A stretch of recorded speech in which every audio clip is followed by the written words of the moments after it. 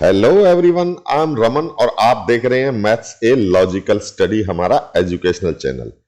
हमारे पिछले वीडियो में आपने देखा था कि रिमाइंडर थ्योरम और फैक्टर थ्योरम को हमने स्टडी किया था।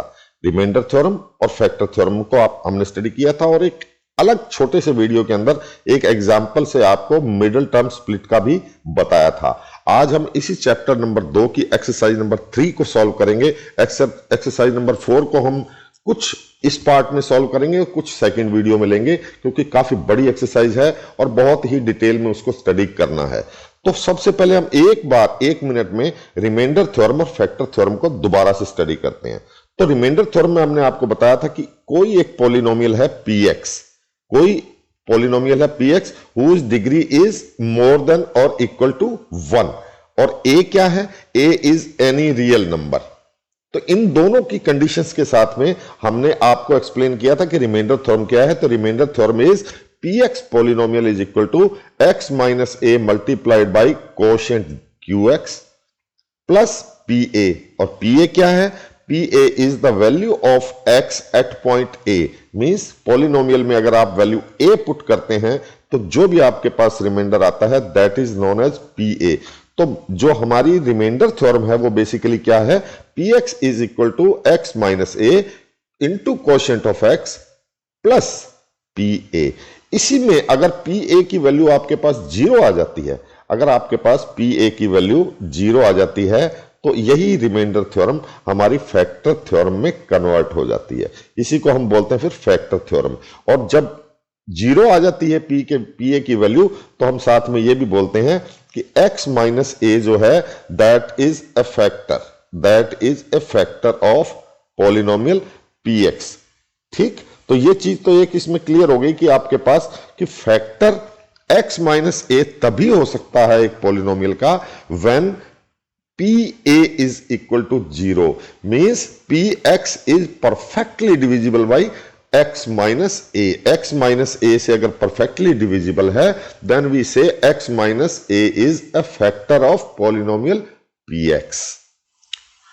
अब इसी के नेक्स्ट पार्ट में हम बात करेंगे कि मिड टर्म स्प्लिट क्या होता है। मिडल टर्म स्प्लिट,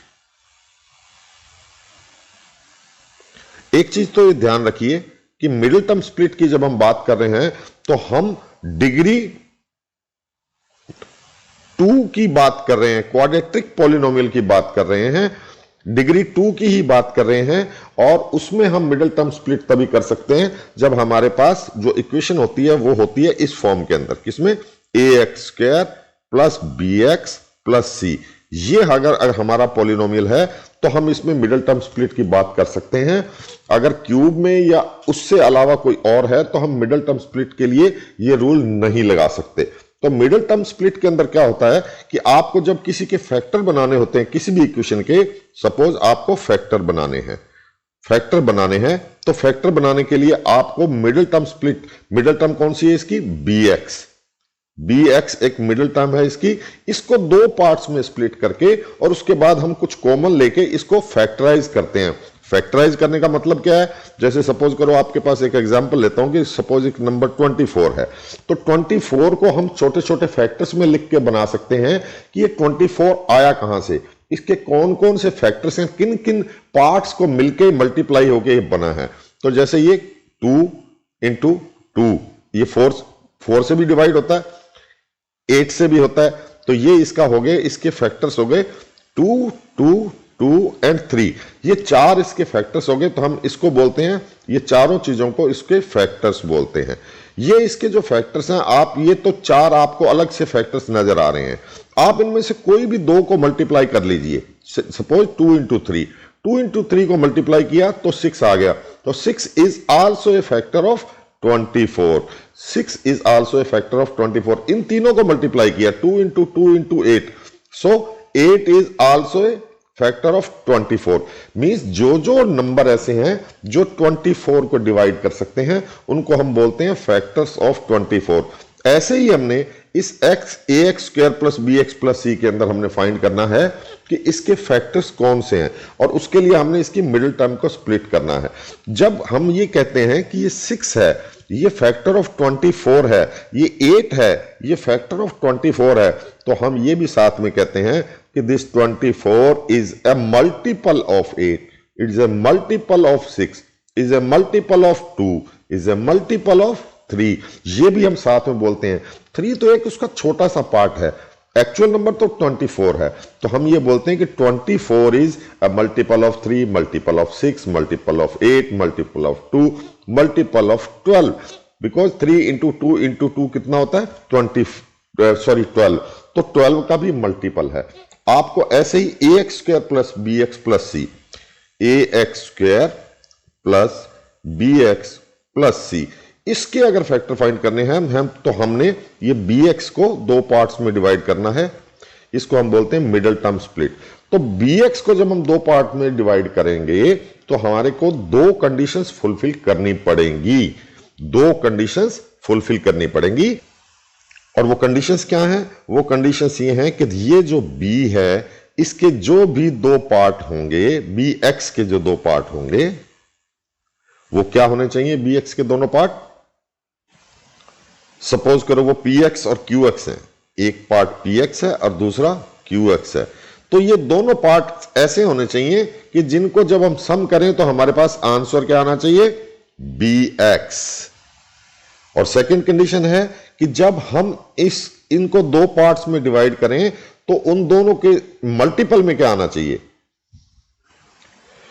तो इन दोनों का सम जो आना चाहिए वो आना चाहिए bx। लेकिन साथ में एक सेकंड कंडीशन और है कि ये जो दो पार्ट्स हैं, ये दोनों पार्ट्स अगर आप लेते हैं और इनका सम आता है bx, लेकिन इनका जो मल्टीप्लीकेशन है px इंटू qx, ये कितना आना चाहिए?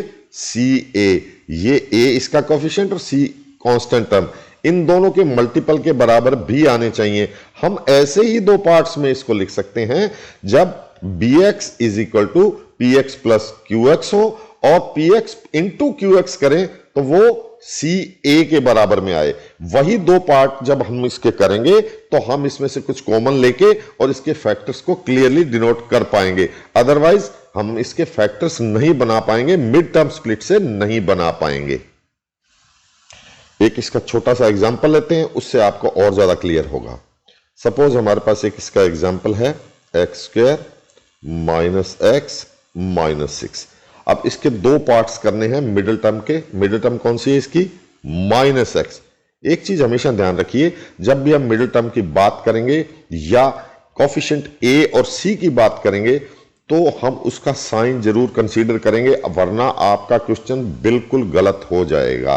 अब हमारे को इस क्वेश्चन में माइनस एक्स के दो पार्ट्स करने हैं, माइनस एक्स के दो पार्ट करने हैं। सपोज ए और बी दो पार्ट्स करने हैं, मींस हमने ए एक्स और बी एक्स दो को लेना है और उन दोनों को सम करने से हमारे को रिजल्ट क्या चाहिए? Minus x. साथ में ही हमारे को दूसरी चीज एक और चाहिए कि जब जो दो पार्ट हम लेंगे ए एक्स और बी एक्स, इन दोनों का जो मल्टीप्लीकेशन है वो कितना चाहिए हमारे को? That is -6 into coefficient of x square, that is 1। वो हमारे को चाहिए -6x स्क्वायर, -6x स्क्वायर। तो आपको जो भी दो फैक्टर्स इसके बनाने हैं, मिड टर्म को दो पार्ट्स में स्प्लिट करना है, उसके वो पार्ट्स ऐसे होने चाहिए कि दोनों का सम तो हो -x और दोनों का मल्टीप्लीकेशन कितना हो? -6x square. तो अब आपको 6 इंटू 1 जो -6x स्क्वायर है, इसके दो पार्ट्स इस तरीके से बनाने हैं कि इनका जो सॉल्यूशन है वो इन दोनों कंडीशंस को सेटिस्फाई करे।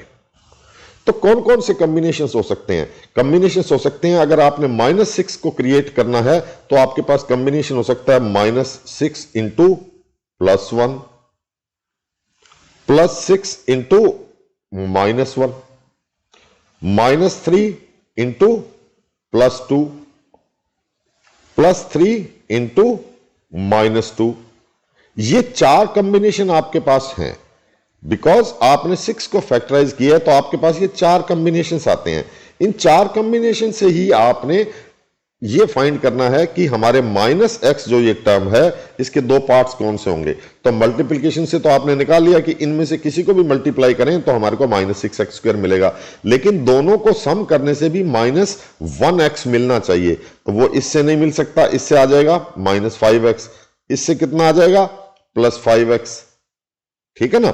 लेकिन ये दो पार्ट हैं, इन पे कंसंट्रेट कीजिए। तो ये वाले लास्ट वाले पार्ट से ये आएगा x प्लस का, और इससे आ जाएगा सेकंड लास्ट पार्ट से -3 और +2 लेने से इसका आंसर आ जाएगा -x, because -3x + 2x is equal to -x। यही हमें चाहिए था, यही हमें चाहिए था। तो यही एक मेन चीज है जो आपको मिड टर्म स्प्लिट के अंदर यूज करनी है कि कॉम्बिनेशन ऐसा बनाना है जिससे मल्टीप्लिकेशन CA जो कि यहां कितना था 6x², वो सेटिस्फाई हो जाए, और दोनों का सम कितना होना चाहिए -x, वो भी सेटिस्फाई हो जाए। तो आपके पास कॉम्बिनेशन बनेगा -3x + 2x। अब आप इसको इन दो पार्ट्स के अंदर डिवाइड करके लिखेंगे तो आपको इस क्वेश्चन का आंसर मिल जाएगा। ये क्वेश्चन आपका सॉल्व हो जाएगा। कौन सा क्वेश्चन? जो आपने स्टार्ट में लिखा है x² -6x x² -6x -6, ये आपका सॉल्व हो जाएगा। तो इसके दो पार्ट्स हमने बना लिए। अब क्वेश्चन को आप सॉल्व करेंगे तो देखिए किस तरीके से सॉल्व होता है। x² -x -6, दो पार्ट्स कौन से बनाए थे हमने इसके, -3x + 2x। ये दो पार्ट्स को हम यहां लिखेंगे, x² -3x + 2x -6। इसमें क्या कॉमन आएगा, x ब्रैकेट में x -3, इसमें कॉमन क्या आया 2 ब्रैकेट में x -3। तो क्या आंसर आया हमारा x -3, इस सारे में से कॉमन लेंगे तो बचेगा हमारे पास x + 2। तो this is the way how we define the mid term split by this example x² -x -6। इससे हम दो फैक्टर्स हमारे को मिल जाते हैं, x -3 और x + 2। इन दोनों को मल्टीप्लाई करने से हमारा आंसर वही आता है जो हमारे को क्वेश्चन दिया हुआ है। तो ये x -3 और x + 2, इसको बोलते हैं हम फैक्टर ऑफ x² -x -6, इसको हम बोलते हैं फैक्टर। और साथ में इसको फैक्टर बोलने के साथ साथ हम ये भी कहते हैं कि x² -x -6 जो कि पॉलिनोमियल था, that is a multiple of x -3 and x + 2। ये था हमारा एग्जाम्पल जिससे हमने मिड टर्म स्प्लिट करके एक पॉलिनोमियल को फैक्टराइज किया और उसके दोनों फैक्टर्स फाइंड किए। अब इसका जो दूसरा प्रोसीजर है वो है फैक्टर थ्योरम। फैक्टर थ्योरम से भी आप उसको फैक्टराइज करके दो अलग अलग फैक्टर्स फाइंड कर सकते हैं। ये जो एग्जांपल आपके सामने अब मैं लेने जा रहा हूं, ये आपकी एक्सरसाइज नंबर 2.3 से पहले एग्जांपल नंबर 8 है जो कि आपकी बुक में सॉल्व किया हुआ है। इसी को मैं आपके सामने एक्सप्लेन करता हूं कि फैक्टर थ्योरम से हम इसको किस तरीके से सॉल्व करके और इसके फैक्टर फाइंड कर सकते हैं। Means without middle term split हम इसको कैसे फाइंड कर सकते हैं। नॉर्मल प्रोसीजर के अंदर आपके लिए बता दूं आपको कि हमने मिड टर्म स्प्लिट से ही मैक्सिमम क्वेश्चन सॉल्व करने हैं। अगर रनिंग में कोई भी आपके क्वेश्चन के अंदर कोई भी कहीं आपको सॉल्व करने की जरूरत पड़ती है तो आप मिड टर्म ही स्प्लिट कीजिएगा। फैक्टर थ्योरम का ये प्रोसीजर आपकी नॉलेज के लिए जरूरी है, रेगुलरली आपको यूज नहीं करना है जब तक कि आपको स्पेशली कहा नहीं जाए कि solve this question by factor theorem. ये थोड़ा सा कॉम्प्लिकेटेड, थोड़ा सा लेंथी प्रोसीजर हो जाता है और इस हिट और ट्रायल बहुत लेना पड़ता है, अलग अलग चांस लेने पड़ते हैं, तो क्वेश्चन बहुत लेंदी हो जाता है। ये केवल आपकी नॉलेज के लिए एक एग्जांपल आपके सामने रख रहे हैं। प्रैक्टिस में आपको नॉर्मली फैक्टर थ्योरम आपको यूज नहीं करनी है किसी क्वेश्चन में अगर उसकी जरूरत पड़े। जब आपको स्पेशली कहा जाए तभी आपको फैक्टर थ्योरम यूज करनी है, क्योंकि इसका प्रोसीजर थोड़ा लेंदी है और हिट एंड ट्रायल के ऊपर है। बार बार अलग अलग वैल्यूज पुट करके ही आपको ये निकालना पड़ेगा, जबकि मिड टर्म स्प्लिट से ये बहुत ही सिंपल तरीके से हो जाता है। तो आते हैं हमारे एग्जाम्पल नंबर 8 जो आपके बुक में है, उसको हम समझने की कोशिश करते हैं। तो हमारे को गिवन क्या है उसमें, 6x²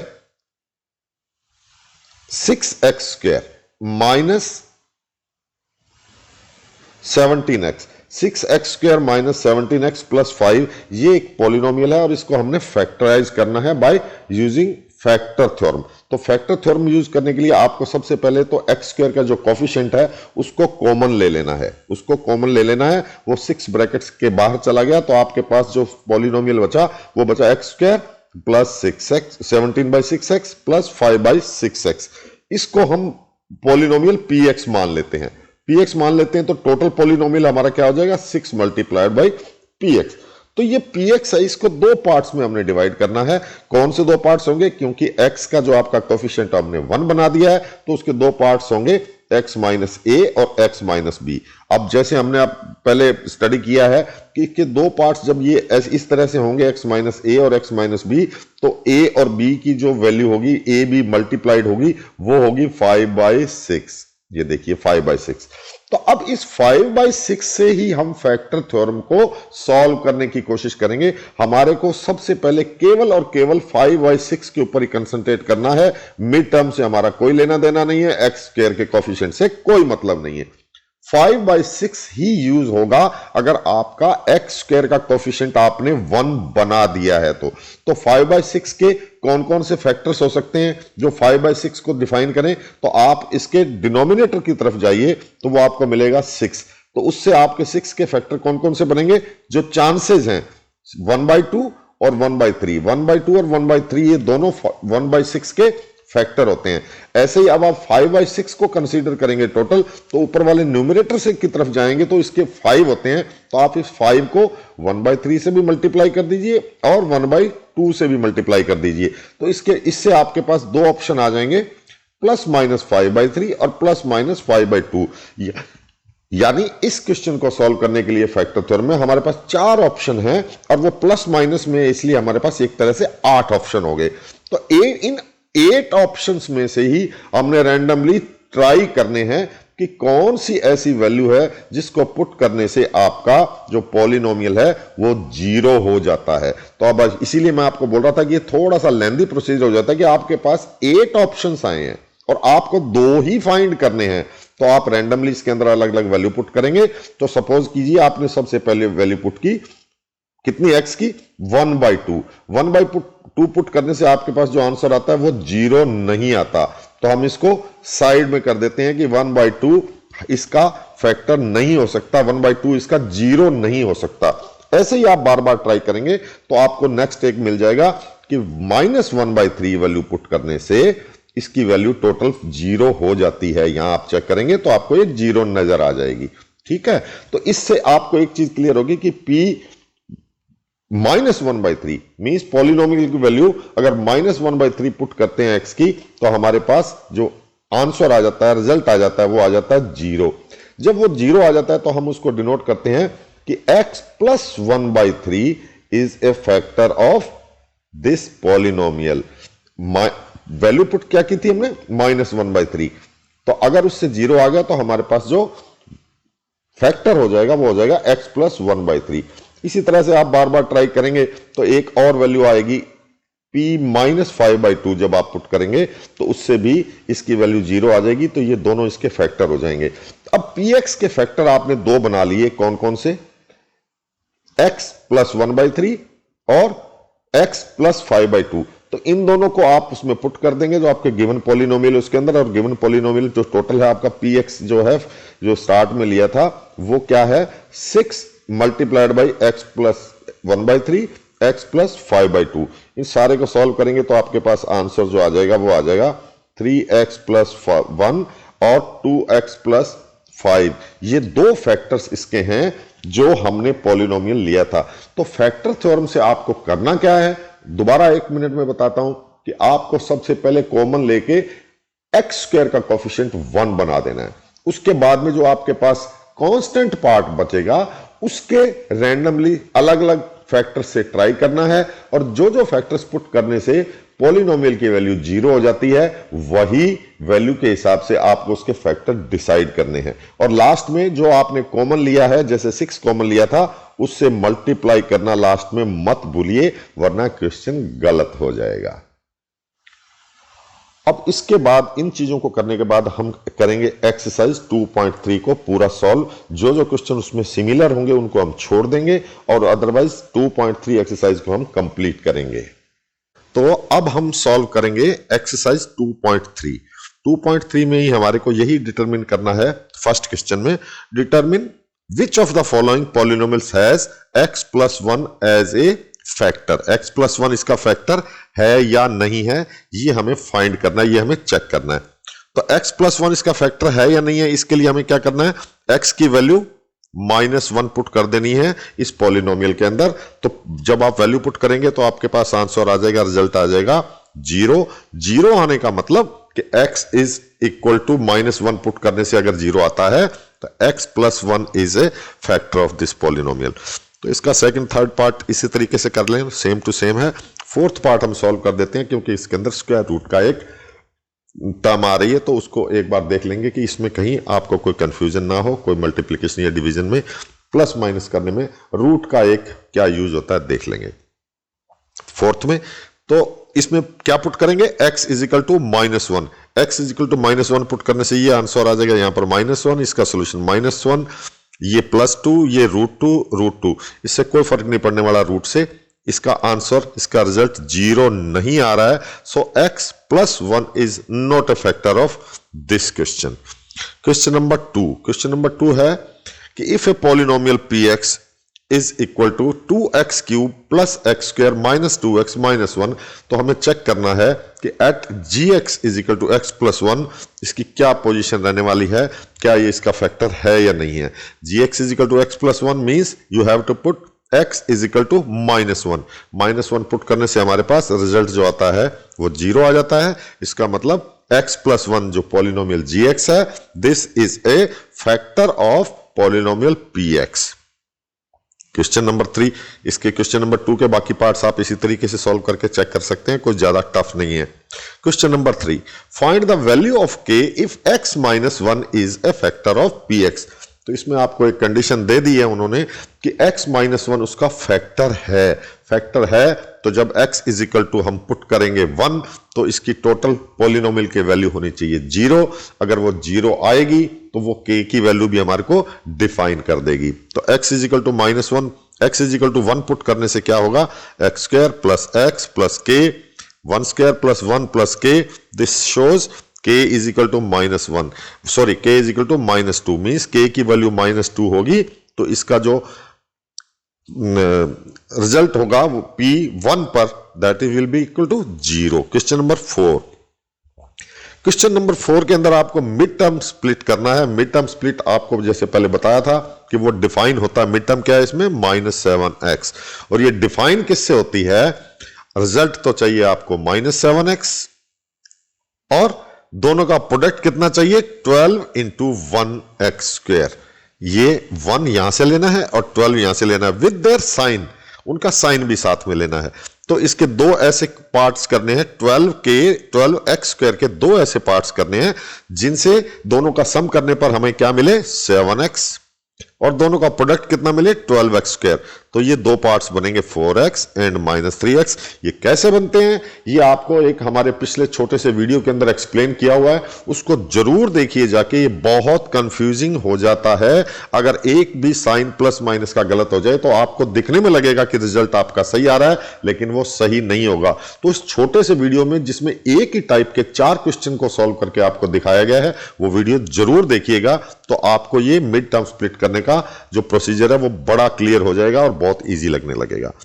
तो ऐसे इसका फोर्थ पार्ट है, फोर्थ पार्ट भी आप चेक कर लीजिएगा। टाइम यहां पर मत वेस्ट कीजिए, प्रैक्टिस में लगाइए अपना टाइम जितना लगाना है। उसके बाद आ गया क्वेश्चन नंबर 5। क्वेश्चन नंबर 5 में आपको कहा है कि इस पॉलिनोमियल को, इस पॉलिनोमियल px को आपने फैक्टर थ्योरम से या फैक्टर के तरीके से इसके सॉल्व करके इसके अलग अलग पार्ट्स बताने कौन से होंगे, किस तरीके से। तो आपको सबसे पहले तो उसका सिंपल तरीका है कि आप इसमें से कॉमन लेके डायरेक्ट आपके क्वेश्चन में अगर कोई कॉमन लेके और दो सेम आइडेंटिटी बन जाती हैं तो आप इस तरीके से भी इसको सॉल्व कर सकते हो, लेकिन सारे क्वेश्चन इतने सिंपल नहीं होते। तो इसके सेकंड पार्ट पे आते हैं। मेनली सेकंड पार्ट को हमने जो सॉल्व करना है तो हम फैक्टर थ्योरम के हिसाब से इसको हल करेंगे कि किस तरीके से इसको हम सॉल्व कर सकते हैं। तो उसमें आपको एक ही चीज ध्यान रखनी है कि अगर आपका क्वाड्रेटिक से ऊपर का कोई भी पॉलिनोमियल है, सपोज करिए ये है आपका क्यूबिकल पॉलिनोमियल, तो क्यूब है इसके अंदर, तो सबसे पहले आपका जो एक्स क्यूब का पार्ट है उसको आपने 1 बना देना है। इस क्वेश्चन में वो ऑलरेडी उसका जो कोफिशिएंट है वो 1 है, इसलिए हम इसमें कोई चेंज नहीं करते। इसका कोफिशिएंट 1 बनने के बाद में आपको कंसंट्रेट केवल इसकी कांस्टेंट टर्म के ऊपर करना है, जो कि क्या है 5 -5 या 5 ही कहिए इसको आप। इस 5 के ऊपर ही आपने कंसंट्रेट करना है और इस 5 के फैक्टर्स बनाने हैं कि 5 के कौन कौन से फैक्टर हो सकते हैं। तो 5 के फैक्टर हो सकते हैं 5 -5 1 और -1, जो मैंने यहां पर आपको लिख दीजिए, ये लिख दिए। अब आपको 1 बाय 1 ये चारों ही इसके अंदर पुट करके आपको चेक करना है कि इनसे इनकी वैल्यू किससे 0 आती है और किससे 0 नहीं आती।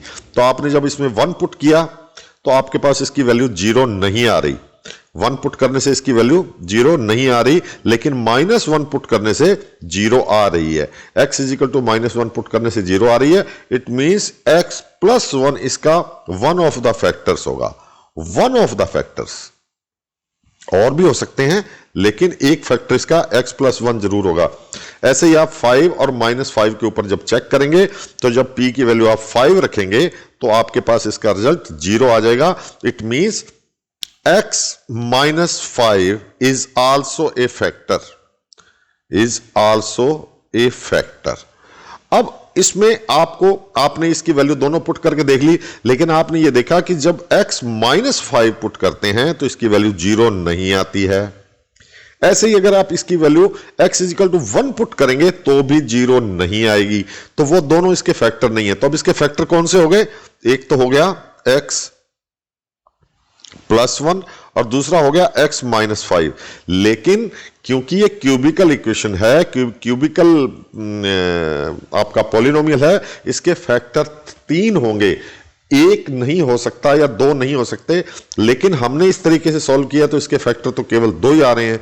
तो आप ऐसे क्वेश्चन में हमेशा ध्यान रखिएगा कि जो आपके 2 फैक्टर आए हैं, ये बहुत इंपॉर्टेंट चीज आपको बता रहा हूं कि जो 2 फैक्टर आपके पास आए हैं उनमें से कोई इसका फैक्टर रिपीट भी हो सकता है, कोई इसका फैक्टर रिपीट भी हो सकता है। इस चीज का बहुत जरूरी ध्यान रखिएगा, ये बहुत इंपॉर्टेंट बात जो आपको मैं बता रहा हूं।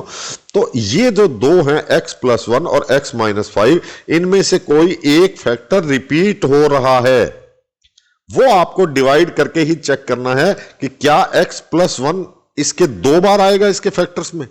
मींस x + 1 और मल्टीप्लाइड बाई x -5, क्या ये इसका सोल्यूशन होगा, या x -5 है वो रिपीट होगा।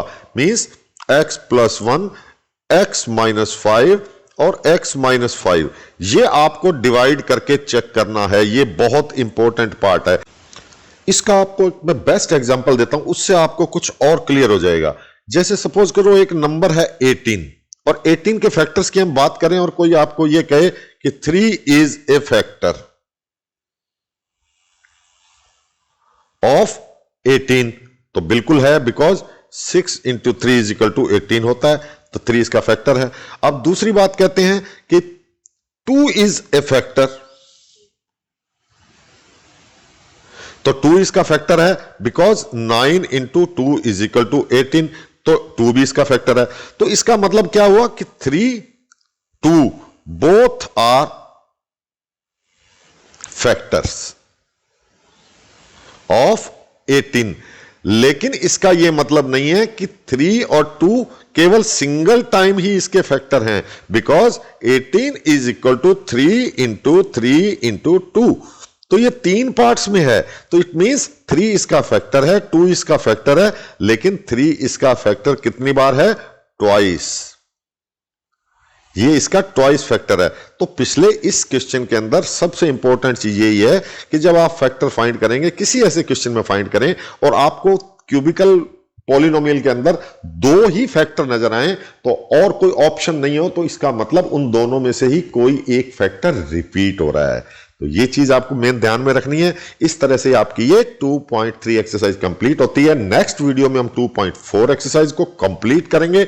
बहुत बड़ी एक्सरसाइज है, सारी आइडेंटिटीज को डिस्कस करेंगे, जितने भी फार्मूला बनते हैं इसके ऊपर उन सबको हम समझेंगे और आप उसको देखना बिल्कुल मत भूलिएगा। 2.4 के साथ ही आपका ये पॉलिनोमियल का चैप्टर भी कंप्लीट हो जाएगा। उसके बाद हम इसके कुछ एक्स्ट्रा क्वेश्चंस लेंगे, sample questions, practice questions, multiple choice type questions भी लेंगे और आगे आगे कंप्लीट इसकी जो पॉलिनोमियल में आने वाली कोई भी और ऑब्स्टेकल्स हैं वो भी आपको एक्सप्लेन करेंगे। तो आप देखते रहिए हमारा ये चैनल और एकदम इसमें निश्चिंत हो जाइए कि आपको किसी भी तरीके की कोई भी ऐसी चीज नहीं बचेगी जो आपको एक्सप्लेन नहीं की जाएगी। तो शेयर कीजिए, लाइक कीजिए और बने रहिए हमारे साथ, एंजॉय करते रहिए मैथमेटिक्स को।